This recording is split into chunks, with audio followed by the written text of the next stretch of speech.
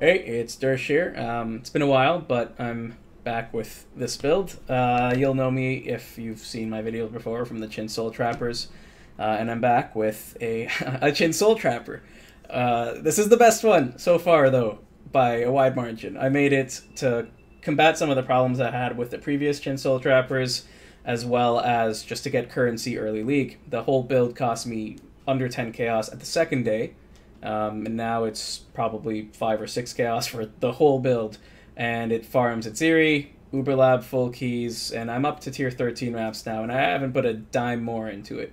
So it's pretty insane. So far it's gotten me around 7 exalts in the first couple of days, which it's, you know, people have more than that, but it's not a bad start. So the problems it combats with the old Chin Soul Blast Rain Trapper are that, well, if you've played it, you'll know that when you throw blast rain traps, they go up and then they come down. So anything fast kind of just gets away from you.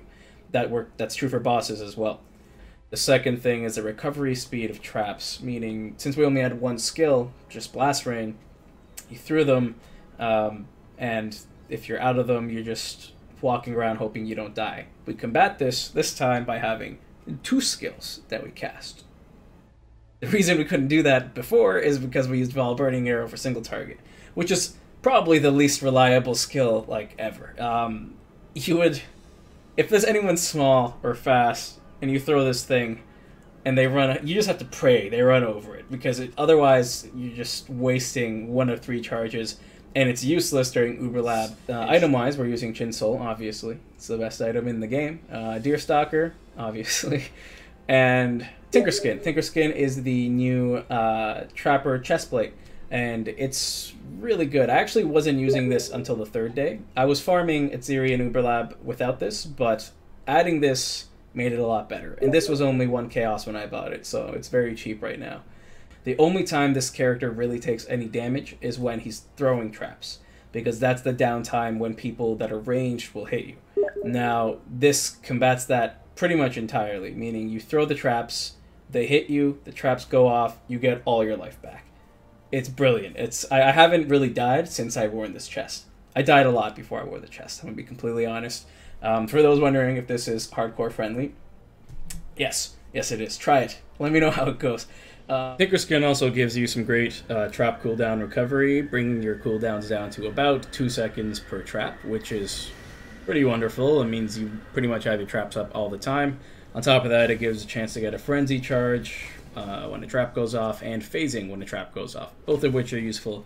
Phasing being the most useful out of those two, because, well, the last thing you want to do is get killed due to pathing as a trapper. The final thing is the energy shield that you get back. Similar to life, you get 50 energy shield back per trap going off, or per activation. It's not necessarily per trap, it's if one gets activated. Chain reaction doesn't really count. But the point is, we're only 2 points away from Eldritch Battery. So you grab that, you can then reserve 100% of your mana, and you can perpetually use all your traps without any mana problems at all. You can get rid of the mana flask, which I haven't actually done yet, for whatever reason, but you can get rid of it, and I have not had a single mana problem since doing that, because a trap throw costs, let's say, 30 to 50, depending on how many links you have, and if one of those traps gets activated, you get 50 back. So it entirely removes your mana problems, and it lets you reserve 100% of your mana. We use Herald of Ice, Wrath, and Arctic Armor.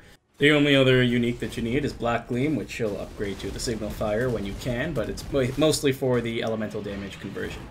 Other than that, just grab some life, resist, some elemental damage if you can, maybe some accuracy, and you're good to go.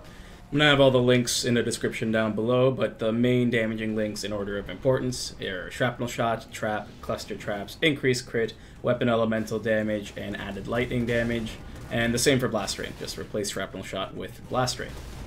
Now for some DPS numbers, through Path of Building, we see pretty much around 100,000 per trap with what we have here in this video, and that's 12 traps for 1.2 million. I definitely should have died right here. Don't walk into his sword thing. Blast Rain is about half of that. And once you get a 6-link and you upgrade your gear, get some accuracy, get some elemental damage, you can essentially double that up to 200,000 per trap for 2.4 million per 12 traps. So it's pretty insane. It's pretty ridiculous.